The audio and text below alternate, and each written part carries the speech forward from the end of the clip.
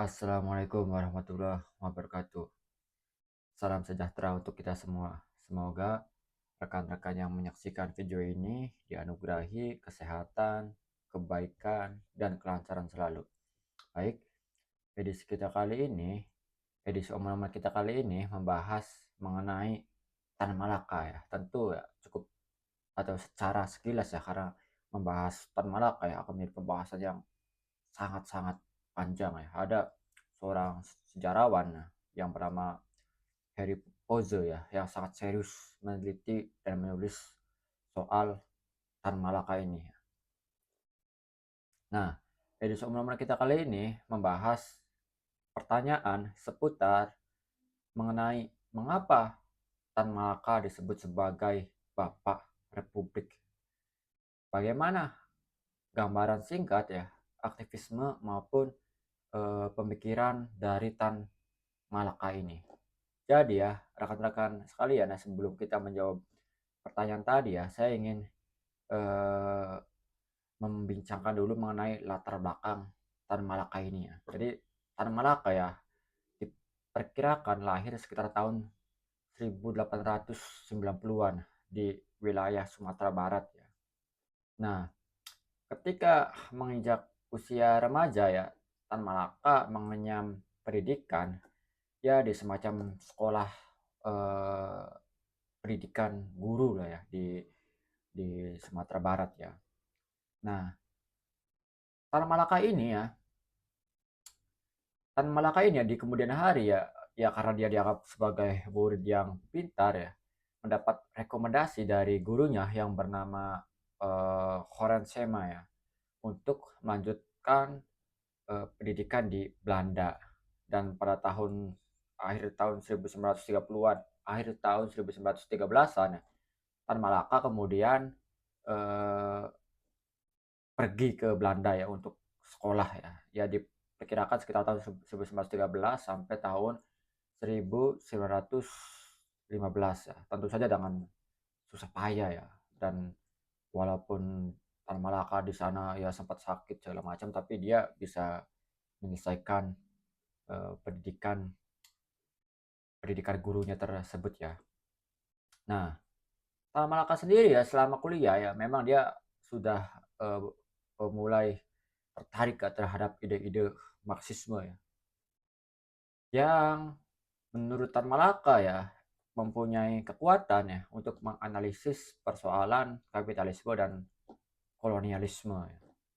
Nah, singkat kata nih ya rekan-rekan sekalian, Tan Malaka kemudian balik ke wilayah Sumatera Barat pada tahun 1920, dan dia menjadi guru di wilayah Delhi ya, yang saat itu memang banyak dijumpai perkebunannya. Nah, selama menjadi guru ini ya, Tan Malaka sudah menyadari ya betapa maraknya ya praktik rasisme ya dari orang-orang Belanda ya kepada orang-orang pribumi termasuk dirinya. Selain pengalaman rasisme yang diterima tadi, Tan Malaka juga melakukan pengamatan terhadap kehidupan para buruh di wilayah perkebunan Delhi tadi. Nah, para buruh tadi ya harus bekerja dengan sangat keras ya, bahkan dikisahkan juga berangkat dari jam 5 pagi pulang sore, tapi tidak sebanding dengan upah yang mereka terima. Pada sisi yang lain ya, Tan Malaka menyoroti juga mengapa buruh pada akhirnya dengan upah yang sangat minim tadi, sementara beban kerja yang begitu berat tadi, selalu mau memperbarui kontrak kerja mereka. Hal itu terjadi ya tidak dilepaskan karena siasat dari para pemilik kebun tadi ya, yang membuat para kerja tadi ya selalu mau memperbaharui kontraknya. Nah, singkat kata nih ya, Tan Malaka menyorot ya persoalan kemiskinan eh, orang-orang buruh tadi ya dari cara pandang strukturalis ya. Jadi dia sudah melihat persoalan itu dari kacamata struktural ya. Bagaimana kemiskinan terjadi ya, dan eh, semakin masif ya, semakin masif, dan membuat orang-orang miskin tadi susah keluar dari jerat kemiskinannya karena faktor struktural, dalam hal ini relasi antara bagaimana pola relasi yang dibangun antara pemilik modal lah, dalam hal ini para pemilik kebun tadi ya, dengan orang-orang yang tidak memiliki modal atau dengan modal terbatas, dalam hal ini para buruh ini ya. Nah, saat itulah Tan Malaka sudah mulai melakukan semacam upaya ya untuk membangkitkan kesadaran para buruh ya. Sehingga saat itu iklim di, dan tanda kutip iklim di wilayah perkebunan mulai tidak kondusif karena ada pergejolakan dan semacamnya ya, yang juga menyulitkan posisi Tan Malaka ya. Tan Malaka kemudian melanjutkan hidup atau memutuskan untuk mengundurkan diri sebagai guru tadi dan bermigrasi ke Jawa ya. Lebih tepatnya ya, dia melanglang buana juga di Semarang sebagai dan sebagainya ya. Sekitar tahun 1921. Nah, kita harus ingat lah ya, saat itu di wilayah Semarang misalnya, wilayah Semarang itu memang menjadi salah satu pusat dari kegiatan PKI ya, atau Partai Komunis Indonesia. Nah, di situ juga ya Tan Malaka menjalin kedekatan yang begitu erat dengan tokoh-tokoh PKI. Nah, tapi ya Tan Malaka ya sudah memiliki pandangan bahwa menjadi hal yang sangat penting dan esensial bagi para aktivis PKI ini ya untuk selalu menjalin hubungan erat dengan SI, dengan Syarikat Islam. Dan kita harus ingat juga bahwa saat itu ya yang disebut sebagai tokoh-tokoh PKI tergabung juga di dalam Syarikat Islam. Jadi para tokoh-tokoh utama PKI ya sebagian adalah orang-orang Syarikat Islam, yang otomatis berarti orang-orang PKI ini juga, atau tokoh-tokoh utama PKI ini juga adalah orang Islam. Nah, meskipun memang di kemudian hari memang ada konflik yang menajam di dalam tubuh Syarikat Islam ini ya, yang kemudian menginspirasi Cokro Aminoto ya untuk menulis buku Islam dan Sosialisme ya, tapi di lain waktu kita akan bahas ya. Nah, di Semarang ini ya, Tan Malaka banyak melakukan aktivitas dalam tanda kutip gerilya juga ya, untuk menghimpun kekuatan ya, agar kolonialisme Belanda ini ya bisa bisa bisa bisa dikatakan agar kolonialisme Belanda ini bisa diangkas ya. Tan Malaka misalnya ya banyak turut menginisiasi aktivitas pemogokan buruh dan banyak hal lainnya ya. Jadi kemudian hari aktivitas Tan Malaka tadi ya membuat pemerintah kolonial menjadi sangat resah. Dan kemudian Tan Malaka ya menerima hukuman untuk dipindahkan tanpa melalui proses peradilan. Saya lupa ya nama istilah Belandanya ya. Nah, saat itu ya Tan Malaka ya akhirnya memilih dipindahkan ke Belanda ya, yang mungkin sekitar tahun 1921 atau 1922-an ya. Nah, di masa dalam tanda kutip hukumannya ini ya, Tan Malaka justru memanfaatkan sebagai sesuatu ya yang bertujuan ya, untuk menikam kolonialisme Belanda. Justru karena dia dibuang tadi ya, Tan Malaka melihat ada peluang politik yang bagus ya bagi Tan Malaka untuk menggencarkan aktivitas politiknya. Di masa pembuangannya ini juga Tan Malaka ya banyak menjalin pergaulan politik dengan aktivis-aktivis di luar negeri ya. Dengan kata lain, Tan Malaka adalah seorang tokoh pergerakan nasional yang mempunyai rekam jejak aktivisme internasional. Ya. Jadi tadi ya karena dia dibuang ke luar Jawa ya, itu justru memberikan kesempatan misalnya pada tahun 1922 misalnya, Tan Malaka hadir di acara Komintern misalnya, di semacam acara komunis internasional lah. Dan di situ juga Tan Malaka sudah dalam tanda kutip ya, mengkampanyekan agar Komintern ini ya bisa bekerja sama dengan pan-Islamisme juga. Selain pada satu sisi ya, Tan Malaka menyadari bahwa Islam berpotensi atau mempunyai kekuatan yang revolusioner ya. Tan Malaka juga melihat bahwa ada banyak kesamaan ya, antara atau dengan apa yang dialami ya, apa yang dialami oleh negara-negara Islam ya. Antara wilayah yang Islamnya begitu kuat ya dengan agenda yang menjadi tujuan dari Komintern ini ya. Karena intinya kan ada persoalan kolonialisme itu kan. Nah, itu ya gambaran singkatnya ya. Nah, tapi ya rekan-rekan sekalian, meskipun tadi saya gambarkan Tan Malaka memiliki kedekatan nah, dengan para tokoh utama PKI ya, hubungan mereka tidak selalu harmonis ya, bahkan di kemudian hari ya.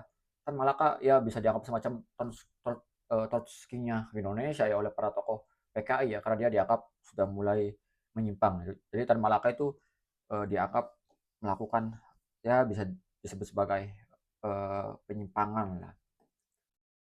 Konflik antara Tan Malaka dengan tokoh PKI tadi ya terjadi berkaitan dengan masalah pemberontakan yang direncanakan oleh PKI sekitar tahun 1926 atau 27-an ya. Nah, Tan Malaka tidak menyetujui gagasan pemberontakan tersebut ya karena melihat dari basis-basis material yang ada. Yang dimaksud sebagai basis-basis material di sini adalah kemampuannya orang-orang pribumi itu sendiri ya, atau orang-orang yang menjadi simpatisan PKI itu sendiri ya, atau orang-orang yang sebelumnya bisa diorganisasi oleh PKI ya untuk melawan pemerintah kolonialisme Belanda.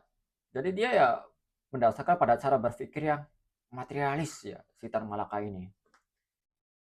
Karena ada ketidakseimbangan yang begitu lebar ya antara kekuatan kelas pekerja atau kekuatan orang-orang pribumi pada satu sisi dengan pemerintahan kolonial pada sisi yang lain. Nah, menurut Tan Malaka ya pemberontakan tersebut hanya akan melahirkan kerugian dan menjadi dalam tanda kutip para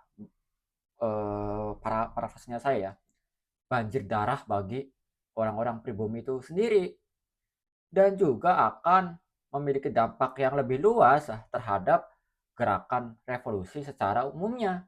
Ketika ada pemberontakan yang mentah atau tidak matang, yang potensi terbesarnya itu adalah gagal ya pada satu sisi ya, dan pada sisi yang lain ya membuat pengawasan pemerintah Belanda ya terhadap aktivisme eh, pergerakan yang lain menjadi lebih ketat kan.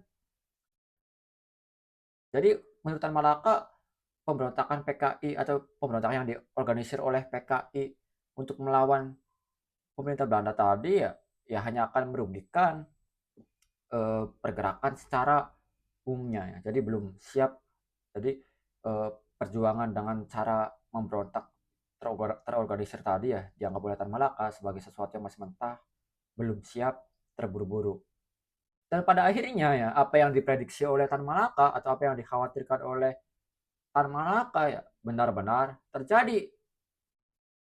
Nah, di situlah ya hubungan Tan Malaka dengan PKI semakin renggang. Nah, saya pun ingat ya, suatu ketika ya, saya jadi flashback nih, seorang dosen saya ya di ilmu sejarah Unpad ya, pernah meminta pandangan saya, apakah Tan Malaka seorang komunis? Bagi saya secara pemikiran jelas Tan Malaka seorang komunis, terinspirasi dari gagasan komunisme juga. Nah, jadi perbedaan sikap antara Tan Malaka dengan PKI ya, tidak mesti atau tidak harus ya, diartikan sebagai sesuatu yang menunjukkan bahwa Tan Malaka bukan seorang komunis. Mengapa demikian? Pertama, substansi pemikiran Tan Malaka memang banyak mengambil inspirasi dari komunisme ya.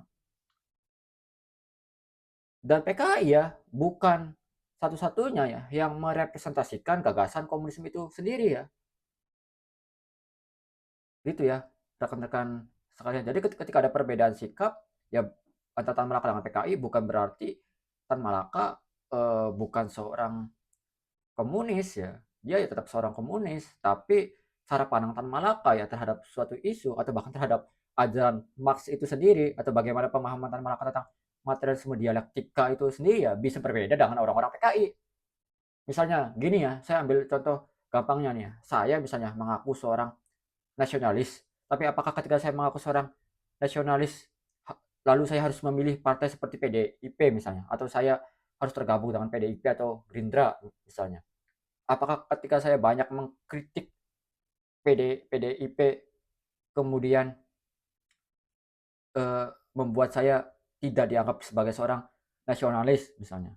Itu kan ya dua hal yang berbeda kan, antara saya sebagai seorang nasionalis ya dan kritik saya ya terhadap partai nasionalis yang misalnya menurut pemahaman nasionalismenya saya itu mereka sudah banyak melakukan kesalahan ya yang berbeda dengan ajaran nasionalisme, itu kan tidak menggugurkan label lah bahwa saya seorang nasionalis kan. Apalagi dalam kasus Tan Malaka di banyak tulisannya dia ya secara terang-terangan eh, mengimajinasikan misalnya yang tumbuh adalah atau yang dicita-citakan adalah tumbuhnya masyarakat sosialis, masyarakat tanpa kelas ya, yang mengacu pada sosialisme radikal di dalam ajaran Marxisme ya, gitu ya rekan-rekan sekalian, gambaran singkatnya ya. Nah, lalu kenapa misalnya ya Tan Malaka ya disebut sebagai Bapak Republik kah? Jawaban saya sederhana ya. Tan Malaka adalah tokoh pergerakan pertama ya yang menulis secara komprehensif ya, mengenai kelak ya ketika Indonesia merdeka ya, negara bangsa yang terbentuk adalah negara berbentuk republik. Jadi sekitar tahun 1925 ya, ketika sepanjang yang saya ingat saat Tan Malaka di China ya, Tan Malaka menulis risalah yang berjudul Nar de Republik Indonesia yang bisa diartikan sebagai menuju Republik Indonesia. Walaupun memang salah satu kritik saya untuk Tan Malaka ya, dia memang kurang mengelaborasi secara teoritis ya apa itu republik ya.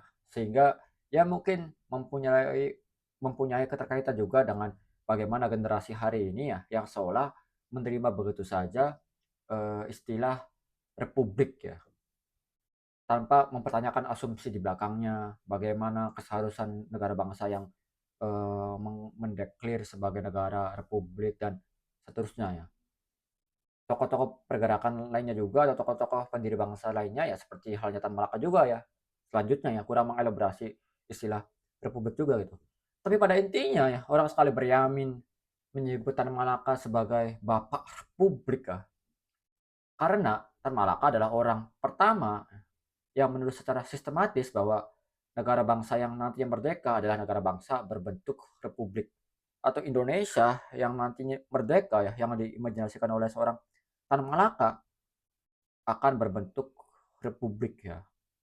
Jadi ya rekan-rekan sekalian,